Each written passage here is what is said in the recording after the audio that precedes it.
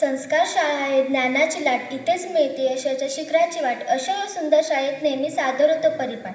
माझे नाव आराध्या आढाव आणि मी या परिपाठाचे सूत्रसंचालन करीत आहे. सुविचार. सुविचार म्हणजे सुंदर विचार, सांगून सर्वांना थोरांचे विचार. रुजू विचारातून संस्कार, सांगून सुविचार, सांगून सुविचार. आजचा सुविचार सांगण्यासाठी येत आहे सारिका मघाडी. सुविचार. सुंदरता माणसाच्या दिसण्यात नसते तर त्याच्या विचारात किंवा वागण्यात असते. थँक्यू.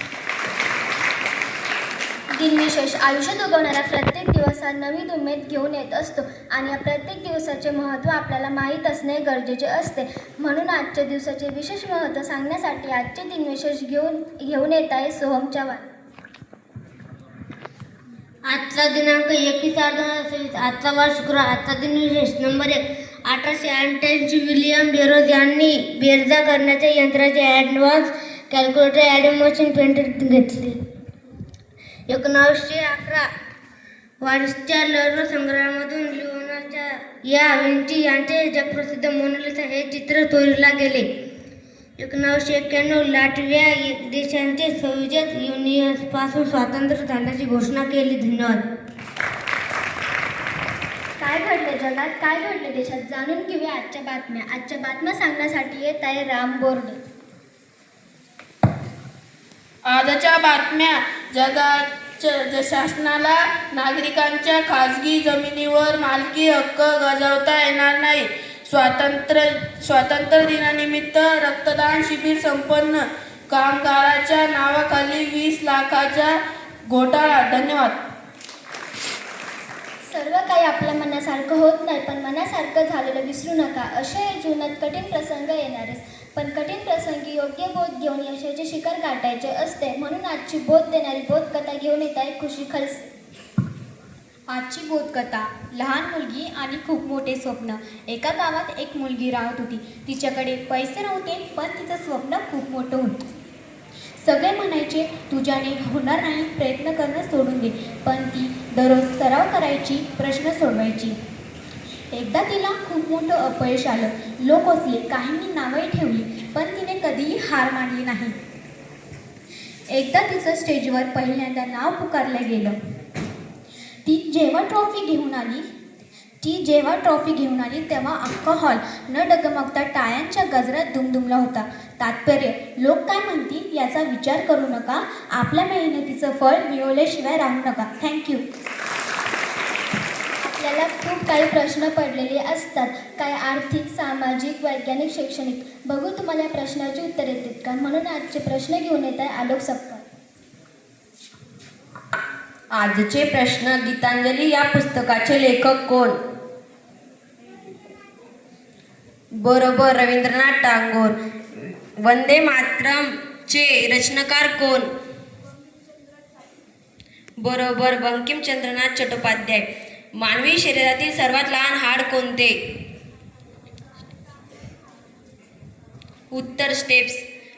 भारतातील पहिली महिला राष्ट्रपती कोण होत्या? बरोबर, प्रतिभा पाटील. भारतातील पहिली पंचवार्षिक योजना कोणत्या वर्षी सुरू झाली?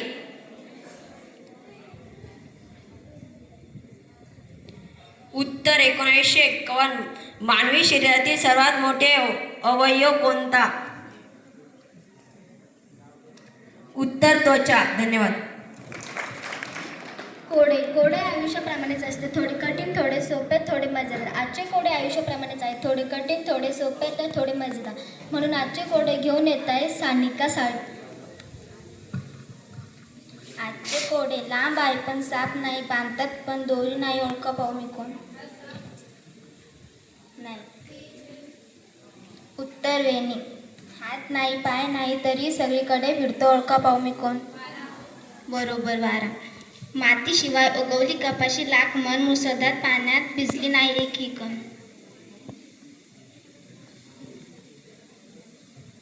उत्तर ढग. पाणी नाही, पाऊस नाही, तरी रान कसं हिरवं, कात नाही, चुना नाही, तरी तोंड कसं रंगलं? बरोबर, पोपट. अशी कोणती संपत्ती आहे जी वाटल्याने वाढते? बरोबर. असं काय आहे जे नेहमी तुमच्या पुढे असतं पण तुम्ही कधीच पाहू शकत नाही? उत्तर उद्या. थँक्यू. म्हणीमध्ये कमी शब्दात जास्त अर्थ लपलेला असतो म्हणून आजची म्हण घेऊन येत आहे राज वाघ. आजची मन इकडे अर्थ इकडे विरार्थ दोन्ही बाजूने संकटात सापडले. धन्यवाद.